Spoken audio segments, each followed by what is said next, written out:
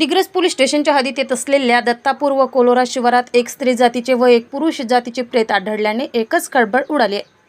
7 April रोजी ही माहिती दिग्रस पोलिसांना मिळताच घटनास्थळी जाऊन पाहणी केली असता एका अनोळखी स्त्री जातीचे प्रेत, वय वर्ष अंदाजे 30 ते 35 असावे, उंची 5 फूट, चेहरा गोल, केस काळे, अंगात निळसर आकाशी रंगाची साडी, निळा ब्लाऊज, यावर पांढऱ्या रंगाच्या फुलाची डिझाईन व दोन्ही हातात निळ्या रंगाच्या बांगड्या, सदर प्रेत कुजलेल्या अवस्थेत दिसत असून सध्या स्थितीत नमूद मृत महिलेची ओळख पटलेली नाही.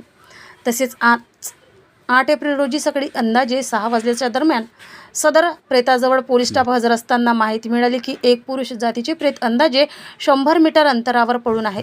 तेव्हा दिग्रस पोलिसांनी घटनास्थळी जाऊन सदर ठिकाणी पाहणी केली असता एक पुरुष जातीचे प्रेत सांगाळ मिळून आलाय.